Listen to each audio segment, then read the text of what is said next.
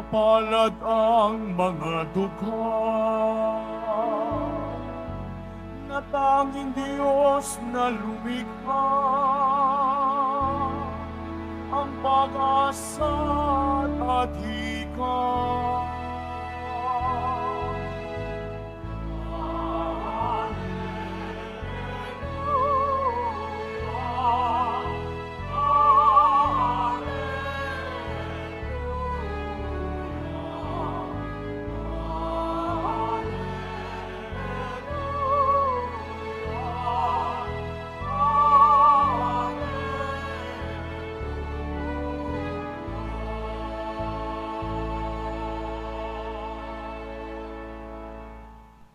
Sumainyo ang Panginoon. At sumayo rin. Ang mabuting balita ng Panginoon ayon kay San Mateo. Papuri sa iyo, Panginoon. Noong panahong yun, sinabi ni Jesus sa kanyang mga alagad, "Huwag kayong mag-impok ng kayamanan dito sa lupa. Dito'y may naninirang tanga at kalawang, at may nakapapasok na magnanakaw.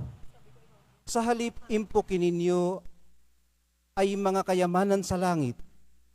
Dooy walang naninirang tanga at kalawang, at walang nakapapasok na magnanakaw. Sapagkat kung saan naroon ang inyong kayamanan, naroon din naman ang inyong puso. Ang mga mata ang pinakailaw ng katawan. Kaya't kung malinaw ang inyong mata, maliliwanagan ang buo mong katawan. Ngunit kung malabo ang iyong mata, madirimlan ang buo mong katawan. Kaya't kung ang liwanag na nasa iyo ay kadiliman pala, napakadilim niyan. Ang mabuting balita ng ating kaligtasan. Pinupuri ka namin, Panginoong Jesucristo. Magsiupo muna po ang lahat. Good evening po sa inyong lahat. Talasan ng paningin. Ito po ang mensahe sa atin ngayong Biyernes ng mahal na poong Jesus Nazareno.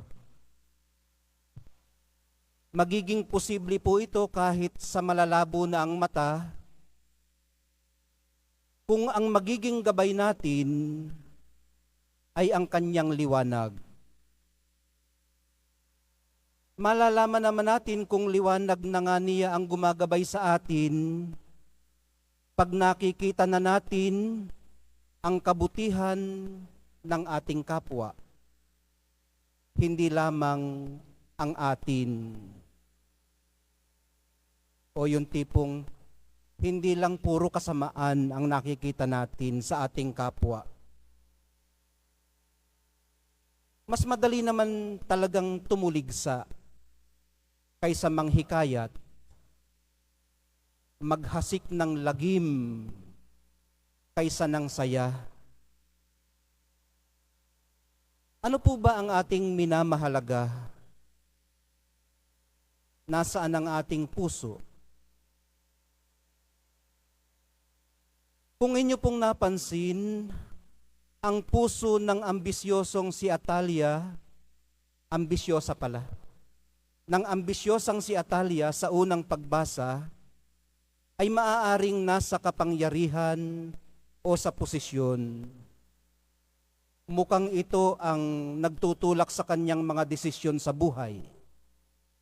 Kaya ipinapatay niya lahat niyang mga stepchildren para masarili niya ang korona. Tinangkarin po niyang kurakutin ang moral ng kanyang mga nasasakupan.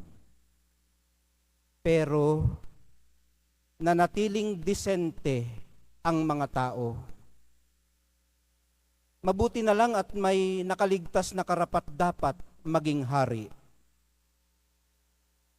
Kinain ng tanga at kalawang ang kanyang kaharian, pati na ang kanyang kabuktutan. Hindi naman po nagkukulang ang mahal na poong Jesus Nazareno sa paggabay para hindi natin sapitin ang sinapit ni Atalia. Klaro lang dapat sa atin kung nasaan ang ating puso at kung ano ang ating pinahahalagahan.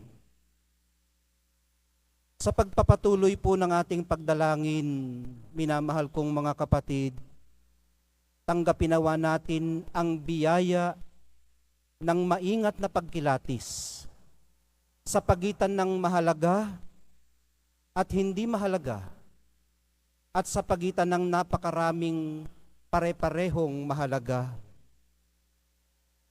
Sa pagtanggap po natin ng banal na Eucharistia, maging malinaw nawa ang ating paningin upang makita